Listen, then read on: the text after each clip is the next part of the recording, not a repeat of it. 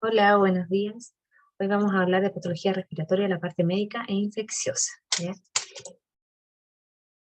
Cuando hablamos del pulmón normal, tenemos que recordar que es un órgano de origen más bien endodérmico, ven que es esponjoso y su consistencia se debe a que está aireado, ¿ya? Acá recuerdan ustedes la histología de los alvéolos normales, que están tapizados por neumocitos tipo 1. Y eso a nivel distal, porque piensen que todo el pulmón, toda la vía respiratoria parte a nivel central, ¿cierto? Cuyo revestimiento es un epitelio pseudoestratificado cilíndrico ciliado con células caliciformes, y posteriormente hacia distal se va aplanando hasta llegar a los alvéolos. Esto es más o menos lo que yo les estaba mencionando. Ven, acá tienen ustedes un bronquiolo terminal, ya, con epitelio cilíndrico y posterior, pero ya cada vez menos pseudoestratificado hasta que llega a los alvéolos. Entonces, en la histología pulmón normal, ustedes van a observar de alvéolos y también rama de la arteria pulmonar y el bronquiolo. Vamos primero a ver patologías obstructivas y después restrictivas, ¿ya? Dentro de las cuales, bueno, vamos a partir antes con la atelectasia, antes de pasar a ese grupo de enfermedades. La atelectasia corresponde a un colapso del pulmón o de una porción debido a un llenado incompleto de aire, y generalmente está asociado con bloqueos mecánicos, ¿ya? El aire distal a esto, ¿qué va a pasar? Que se va a reabsorber, ¿ya? Por la corriente sanguínea, llevando al colapso de los alvéolos, así como una presión negativa, ¿ya? Y las causas frecuentes son aspiración de objetos que van a obstruir la vía aérea, o tumores, o cualquier lesión que ocupe el espacio. Eh, ¿Qué van a ver ustedes? Un colapso de la arquitectura.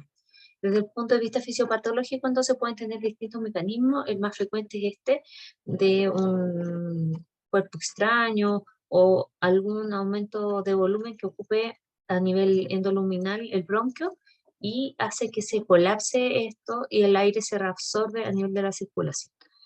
El otro es eso es por reabsorción. El otro es por compresión. O sea, por ejemplo, un hemotórax, un neumotórax va a comprimir el pulmón y va a producir una atelectasia de todo ese segmento, o si es muy masivo, puede ser extensa, ¿ya? Y bueno, existen contracciones también que pueden producir atelectasias de manera irregular, como por ejemplo en el caso de la tuberculosis y sus secuelas. Entonces, en el hemotórax, corresponde entonces a una lesión que ocupa espacio a nivel de la cavidad pleural, y el pulmón normal, que debe estar expandido, va a estar disminuido de tamaño y ven con una forma que le va a dar el molde acá, el material hemático, el hemotórax. Otra, por ejemplo, de las causas que tenemos que tener presentes de atelectasia masiva son principalmente los pacientes adultos mayores cuando empiezan a tener atelectasia a repetición, ¿ya? Porque en una radiografía puede que nos veamos que tenga eh, algún componente tumoral endobronquial, y posteriormente, cuando es a repetición, se hace un escáner y ahí se observa que en verdad esas atelectasias son debido a un cáncer pulmonar. Ya, como les había mencionado, primero partimos por la atelectasia y después ahora vamos a hablar de la enfermedad pulmonar obstructiva crónica, posteriormente las restrictivas. El EPOC es un grupo amplio de entidades que se caracterizan por una obstrucción de aire con tos, disnea, alteraciones obstructivas de la espirometría, e incluye a varias entidades, como son la bronquitis crónica, el enfisema, el asma bronquial y la bronquiectasis.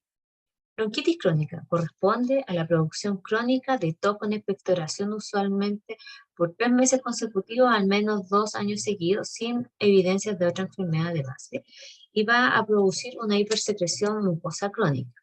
Existen múltiples causas, ya sea por cigarrillo, que disminuye el batido de los cilios, inhibe la actividad leucocitaria y un daño directo al epitelio respiratorio, también por infecciones predispuestas por el tabaco, que producen una colonización de la vía aérea dilatada y dañada, o la congestión pasiva pulmonar crónica en los pacientes que tienen insuficiencia cardíaca. ¿Cuál sería la histología de la bronquitis crónica? Bueno, como ustedes ven el resultado, es un paciente que va a tener hipersecreción mucosa, o sea, hiperplasia de las glándulas mucosas con aumento del índice de Wright, metaplasia de las células caliciformes, tapones mucosos, inflamación y fibrosis, ¿ya? O sea, esta inflamación crónica de la vía aérea va a producir un aumento del número de las glándulas mucosas. Voy a mostrarles al tiro lo que es el índice de Wright. Metaplasia del epitelio, mayor cantidad de células caliciformes se produce por tanta hipersecreción mucosa de estos tapones, e inflamación y fibrosis.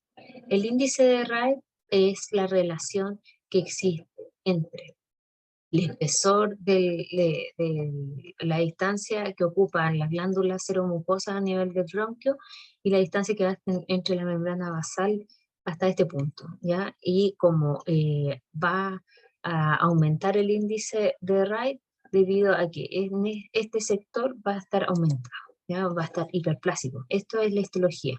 La anterior era la histología normal del bronquio.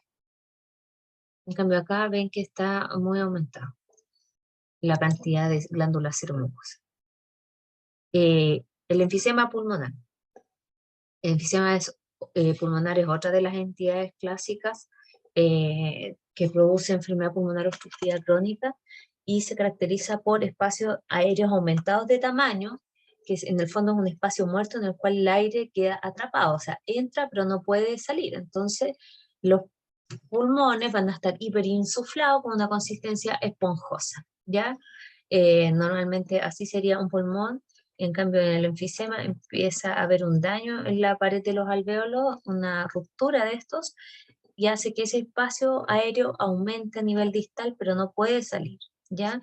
Entonces, por eso empieza a quedar atrapado el aire. El enfisema es un proceso que se caracteriza por este aumento permanente y anormal de los espacios aéreos distales al bronquiolo terminal, pero es importante que ustedes sepan que este es el criterio diagnóstico, que tiene que estar en general ausencia de fibrosis, ya que no tiene que tener fibrosis. Entonces existe un desequilibrio entre las enzimas elastasa y la antagonista y se clasifica clásicamente en la histología según su localización dentro del lobulillo pulmonar en 4 tipos. En el de centro cinar o centro lobulillar, panacinar o panlobulillar, paraceptal e irregular, ¿ya? Como les mencionaba entonces, recordando, el enfisema es un aumento normal del espacio aéreo, compromete distal al bronquiolo terminal por lo general, produce una destrucción del espacio aéreo, pero sin una fibrosis significativa, ¿ya? El enfisema, entonces, centrocinar o centrolobulillar, compromete la parte central del lobulillo y los alvéolos distales están conservados. Predominan lóbulos superiores y este es el que se asocia principalmente al humo del tabaco y carbón. En cambio, el enfisema panacinar o panlobulillar es un aumento homogéneo del tamaño de los acinos, ¿ya? Desde el bronquiolo hasta el extremo distal, no solamente la parte central. Y es principalmente las áreas inferiores y se asocia al déficit de alfa-1 antitripsina, ¿ya? Entonces, esta es la histología, es como un esquema del bronquiolo, el bronquiolo respiratorio y la parte distal que son los alvéolos. Este es el sector que está afectado en el enfisema centrocinar. En cambio, todo esto que está en celestito es lo que está asociado al enfisema panacinar. Se ve a nivel macroscópico, entonces, un aumento se ve como microquístico, ¿ven? El parénquima pulmonar, y en la histología una destrucción de las paredes alveolares, pero sin fibrosis. No se preocupen, no vamos a hacer que distingan entre un tipo y otro en la histología, ya ni en la macroscopía. Lo que me interesa es que sepan ver un enfisema, ver que esto es enfisema, y en la teoría decir a qué se asocia cada enfisema, ¿ya? Ven que morfológicamente es distinto, es menos microquístico con área más sólida, el centro lobulillar, que es el que se asocia al humo del tabaco. El otro tipo de enfisema que habíamos hablado es el enfisema distal o acinar distal, en la cual la parte más distal es lo que está anormal, principalmente subpleural, y aparece alrededor de zonas de atelectasia y zonas de fibrosis. Es clásico en los pacientes que tienen neumotórax espontáneo. En cambio, el enfisema irregular, en general, como dice su nombre, se produce un compromiso irregular del ácido y en general se debe a cicatrizaciones como por ejemplo tuberculosis y se producen bulas apicales. Entonces recuerden, este es el aspecto de un paciente con un enfisema, ¿ya? Macroscópico, microquístico, y en la histología ustedes van a observar una pérdida de la continuidad de los alvéolos con destrucción y ven que aumenta el espacio aéreo. Por eso en el fondo estos pacientes van a tener un tórax aumentado de tamaño por retención de aire, porque para ellos es difícil eliminarlo, ¿ya? Otra de las entidades obstructivas es el asma bronquial, que es una enfermedad caracterizada por una hiperreactividad exagerada traqueobronquial a distintos estímulos y que pueden ser alérgicas, mediadas por IgE, asociadas a algunos virus, farmacológicas, ocupacionales.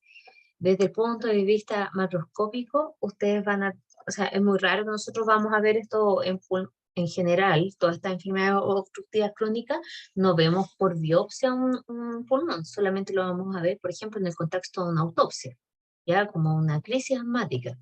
Los pulmones van a estar distendidos por sobreinsuflación, van a tener mucho aire, así que flotan mucho, pueden tener pequeñas áreas de atelectasia. ¿Por qué? Porque tienen tapones mucosos en los bronquios y bronquíolos. Entonces, por ese mecanismo pueden tener atelectasias finas.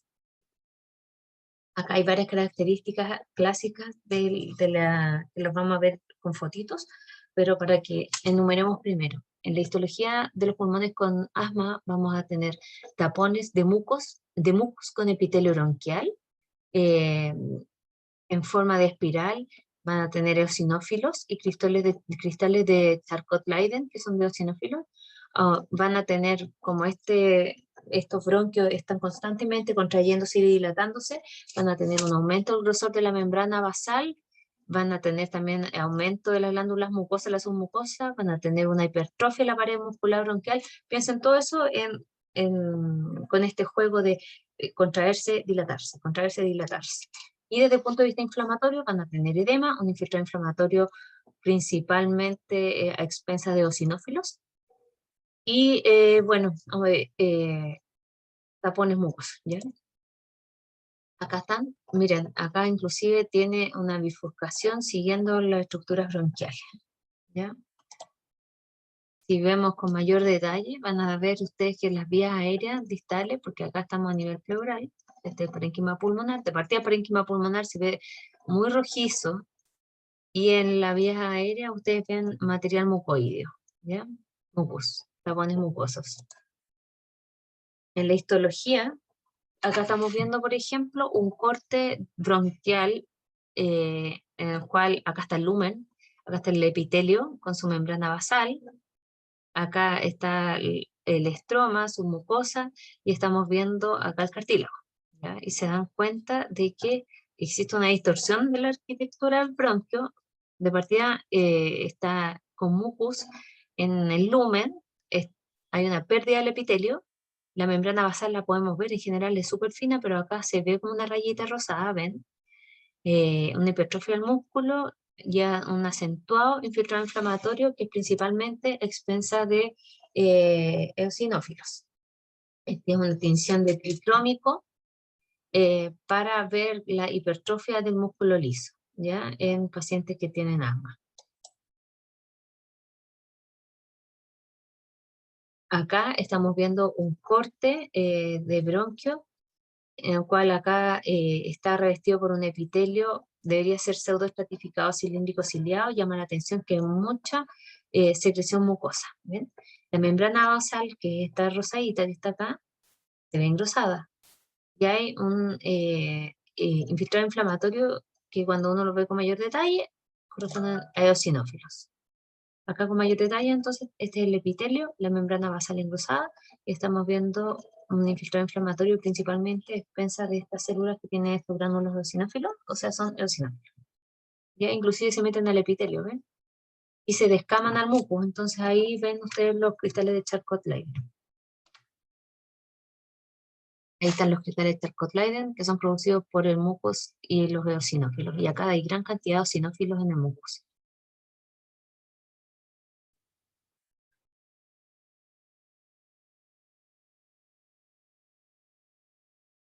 Las bronquiectasias corresponden a infecciones crónicas necrotizantes de bronquios y bronquiolos debido a una dilatación anormal de la vía aérea, en la cual se produce eh, tos, fiebre y expectoración purulenta de mal olor, ¿ya? Desde el punto de vista etiológico, bueno, se debe por obstrucción bronquial con destrucción de la pared, infecciones recurrentes, pacientes que tienen colonización, por ejemplo, por pseudomonas, condiciones hereditarias como la fibrosis quística, en la cual lo importante es que tienen obstrucción y una infección posterior. Y esto es sostenido en el tiempo, entonces, ¿qué va a producirse? Una vía aérea muy dilatada, ¿ven? Con atrofia también del parénquima pulmonar, y con estas áreas que se ven como un material blanquecino amarillento que está sobreinfectado y que en forma recurrente tienen neumonias, ¿ya? Ven acá otro corte pulmonar en que está súper dilatada la vía aérea hasta distal, porque acá estamos a nivel pleural, acá no deberíamos ver ya la vía aérea tan dilatada, ¿ya? Acá también estamos viendo distintos focos de bronquiectasias. Miren, a nivel subpleural, estamos viendo, acá hay un ganglio antracótico, y estamos viendo a nivel subpleural todavía el recorrido de los bronquios. Eso es un bronquiectasia. Lo mismo acá. Inclusive se producen áreas de fibrosis subpleural por la inflamación crónica. Desde el punto de vista histológico, el lumen va a estar dilatado con una inflamación necrotizante. Ven que este es el lumen del bronquio y está casi totalmente perdido el revestimiento epitelial por un gran proceso inflamatorio supurado con neutrófilos y que destruye la pared o el epitelio respiratorio, ¿ya? En la histología, entonces van a tener focos de inflamación aguda y crónica en las paredes del bronquio y bronquiolo con una ulceración necrotizante. Puede haber después reparación del epitelio con pseudoestratificación de células columnares y empieza a aparecer la metaplasia escamosa en un intento de protegerse, porque como esto es una anoxia crónica, el epitelio tiene que tratar de defenderse. ¿Cómo lo hace? Colocando un epitelio que sea más resistente, ¿ya? Acá, por ejemplo, tienen ustedes un epitelio pseudoestratificado cilíndrico ciliado que está ulcerado, ¿cierto? Hay una pérdida de la continuidad del epitelio con esta inflamación necrotizante. Muchas células inflamatorias. Eso es una bronquiectasia.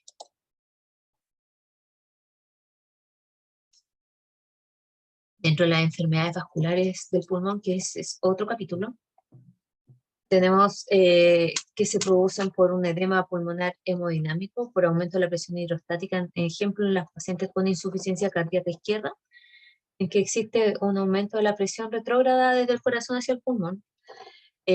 Ustedes van a tener pulmones que en el fondo tienen líquido, entonces van a estar aumentados de peso, pero por líquido, ¿ya? Y que se va a localizar principalmente en las zonas que son más de mayor declive, como es hacia las bases.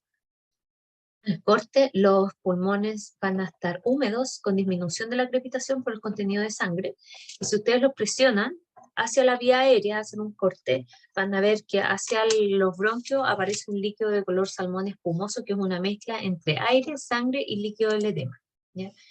En la histología, ustedes van a ver que los tabiques van a estar engrosados por edema, va a existir extravasación de líquido en los espacios alveolares, pero es casi acelular. O sea, me refiero a que no tiene células inflamatorias más que macrófagos con hemosiderina, pero no neutrófilos ni otras células de algún proceso infeccioso, ¿ya? En la congestión crónica, como ya sostenía en el tiempo, puede aparecer inclusive fibrosis pulmonar, ¿ya? Acá van a ver ustedes, esto es una foto de un paciente con insuficiencia cardíaca, con congestión crónica, y ven que los tabiques están engrosados con vasos congestivos, los vasitos de los tabiques están muy dilatados, habitualmente eso no se, ni siquiera se ven, Y acá estamos viendo a nivel intraalveolar un material proteináceo rosadito que es edema, más los macrófagos con este pigmento birrefringente que corresponde a hemosiderina. Ese caso le hacemos tinción histoquímica de Pearls, va a ser positiva, que es una tinción histoquímica especial para demostrar hemosiderina. El daño alveolar difuso. ¿Ya? El daño alveolar difuso es un tema bastante interesante, que en el fondo para nosotros es un término histológico y que ahora está muy en boga asociado a COVID, que lo vamos a ver al final de la clase de infección. ¿Ya? Corresponde a un patrón inespecífico de reacciones parénquima pulmonar distal debido a una variedad de injurias. Son usados como sinónimos, pero es importante que ustedes sepan que el síndrome de estrés respiratorio de adultos es un cuadro clínico en el cual aparece hipoxia de rápida instauración, refractaria a tratamiento, y el pulmón de shock también sería como uno de los sinónimos. ¿Ya? Desde el punto de vista fisiopatológico, acá ustedes tienen la barrera respiratoria normal, con el alvéolo y los vasos con el intersticio, y acá tenemos un alvéolo con los posibles daños que puede sufrir, ¿ya? Cuando, por ejemplo, ustedes ven que existe algún daño, se pueden activar los macrófagos, se activan los neutrófilos y se puede producir un daño a nivel intraepitelial, ¿ya? Cuando, por ejemplo, la noxa es intraalveolar, ¿ya? Y por ese mecanismo dañar el epitelio revestimiento, exponer la membrana basal y que se produzca la cascada de la inflamación, porque recuerden que se tiene que exponer el tejido conectivo para la inflamación. Cuando esto no es por esa vía, también existen otros mecanismos que producen daño alveolar difuso, ya sea, por ejemplo, a nivel sanguíneo, alguna noxa que también desencadene la cascada de la inflamación y que produzca liberación de distintos mediadores que dañan esta barrera y por ese mecanismo también producir un daño difuso, ¿ya? Entonces, es una lesión causada por componente alveolar y capilar difuso y se caracteriza por una aparición rápida desde el punto de vista clínico de insuficiencia respiratoria refractaria a oxigenoterapia, ya que es lo que les había mencionado antes, es una causa importante de falla multiorgánica y es de pronóstico reservado, ¿ya? Desde el punto de vista etiológico, existen múltiples causas, porque en el fondo es un patrón de respuesta del pulmón frente a distintas noxas, ¿ya? No es que en el fondo todos sean igual, o sea, que en el fondo todos sean diferentes los mecanismos, sino que ante distintas noxas el pulmón va a responder de manera muy parecida, ya sea, por ejemplo, infecciones bacterianas, virales, aspiración de contenido gástrico, por ejemplo, el paciente cuando aspira después de una convulsión o después de pérdida de conciencia, las drogas y agentes terapéuticos, principalmente citotóxicos de quimioterapia, etc. Bueno, los incendios también cuando inhalan humo. Me interesa que hablemos es las etapas histológicas del daño alveolar difuso. Está la etapa precoz y la etapa tardía, ¿ya? En la etapa precoz, que es la parte exudativa y necrótica, ustedes van a ver que en el pulmón se observa más bien congestión, más bien como edema, ¿ya? Edema tanto a nivel intersticial, alveolar y un poco de inflamación, y en los espacios alveolares empiezan a aparecer las membranas hialinas, que están constituidas por edema, fibrina, que es una glicoproteína, y restos celulares. Ya se colocan en el espacio alveolar. Esa etapa precoz, que también se llama exudativa y necrótica, es durante la primera semana, después del daño. Después entonces, o sea, de la noxa. Después tenemos la etapa tardía, que es desde la segunda semana, que se caracteriza más bien por cambios proliferativos y reparativos, en la cual existe una proliferación de los neumocitos tipo 2, que van a secretar surfactante pulmonar y que van a intentar regenerar el epitelio alveolar, ¿ya?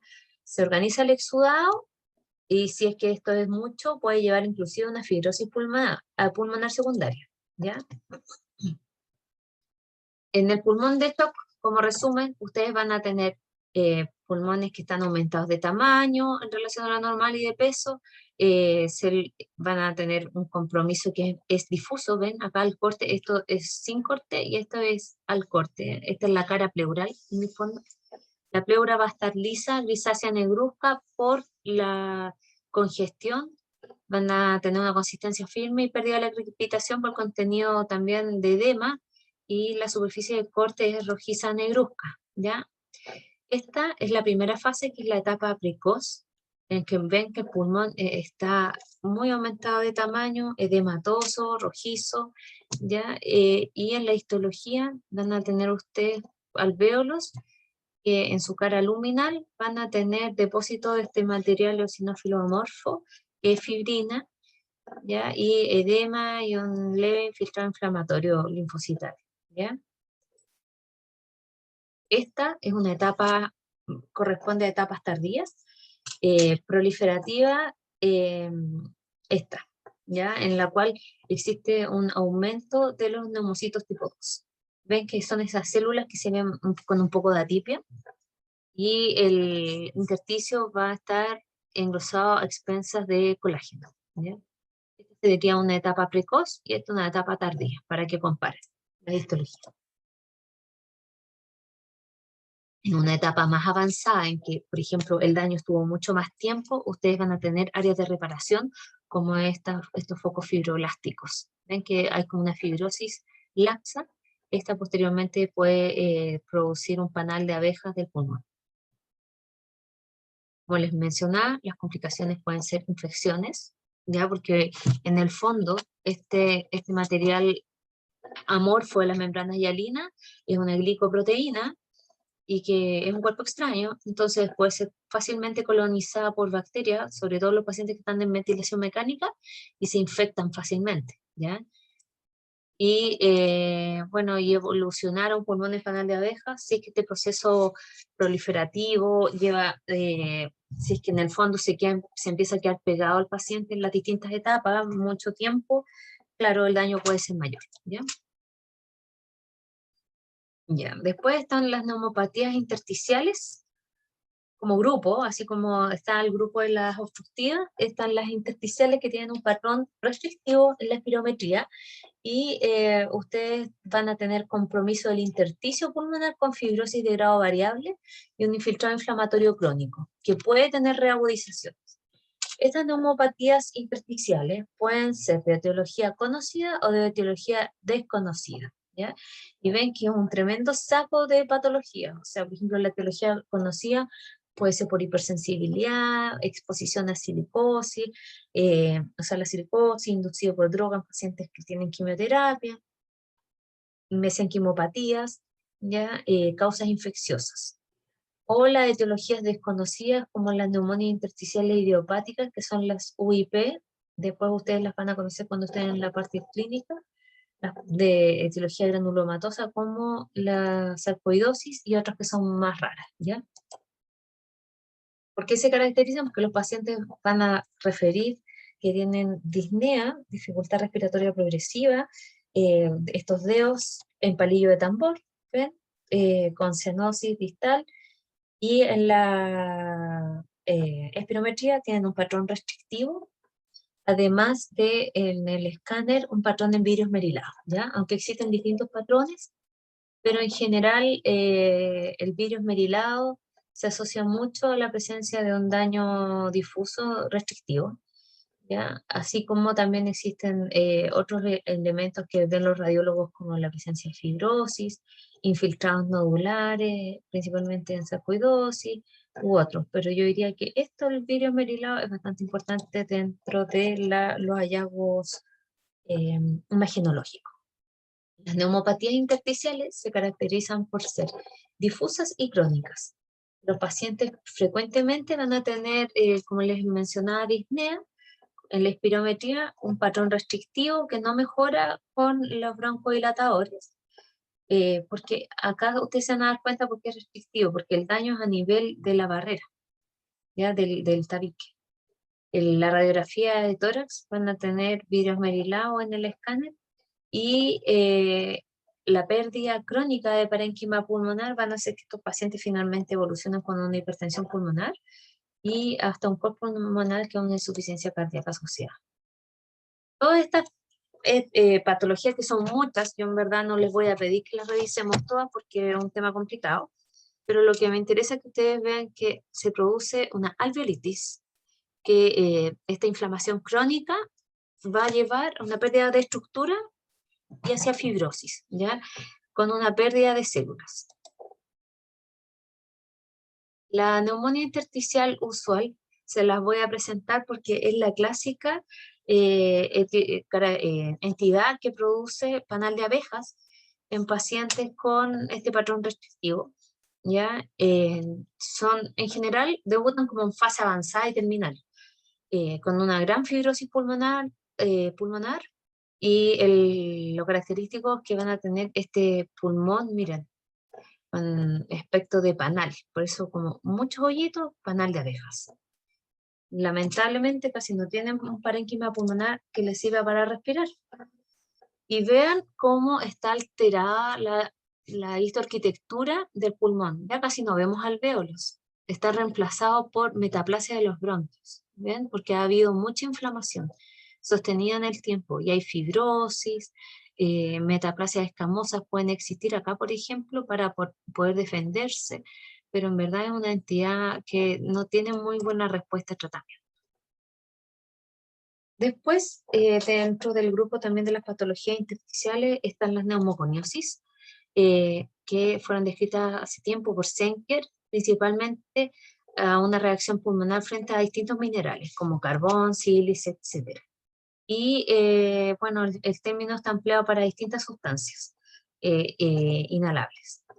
Depende el daño de varios factores, como por ejemplo la cantidad de polvo inhalado, el tiempo que estuvo la exposición, la solubilidad de las partículas y condiciones asociadas tanto genéticas como adquiridas, como si el paciente, por ejemplo, además fuma, ¿ya? Así tenemos las asociadas a carbón, que pueden tener distintas manifestaciones.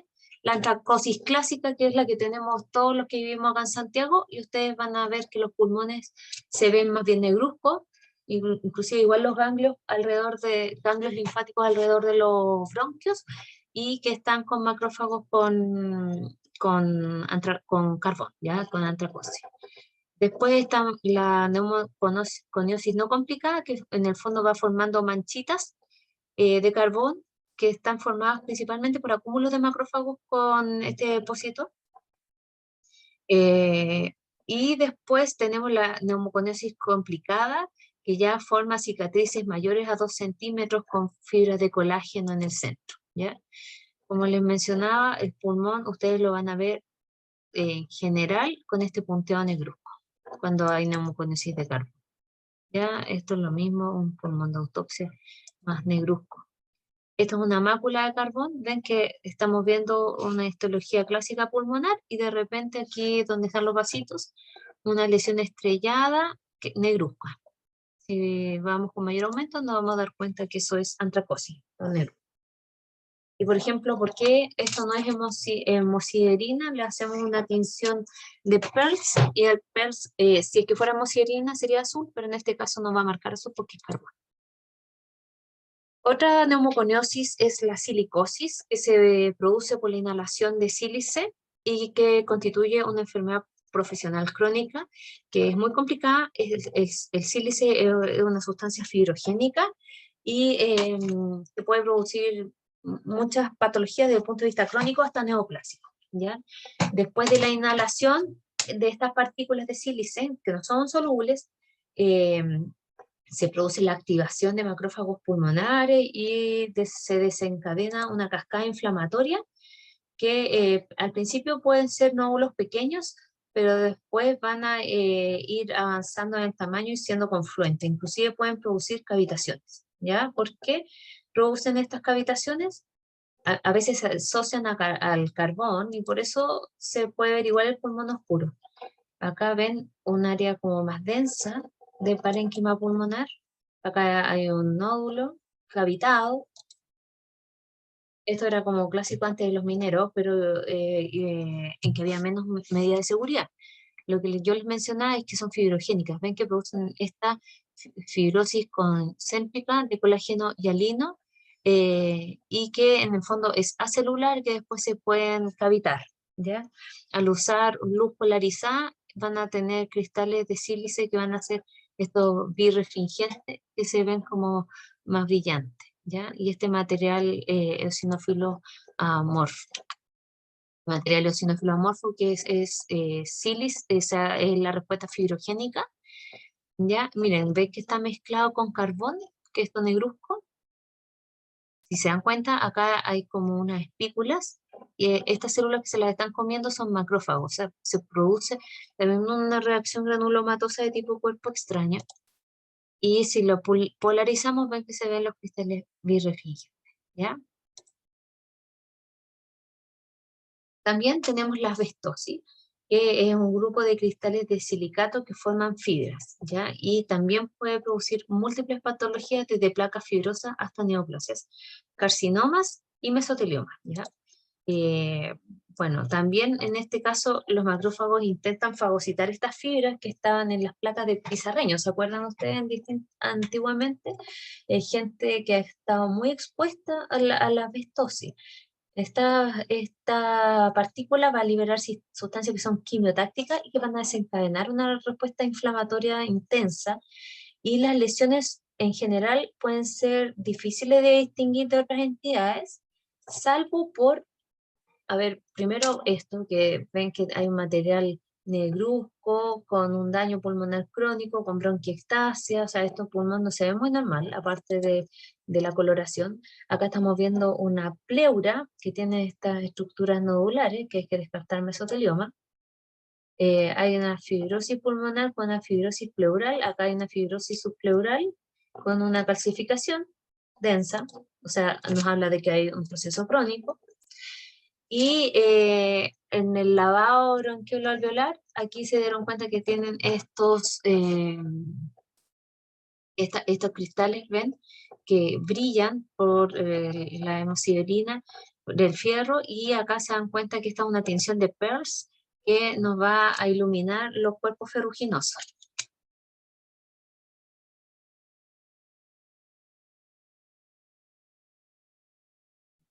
Creo que hasta acá llega esta clase. A ver.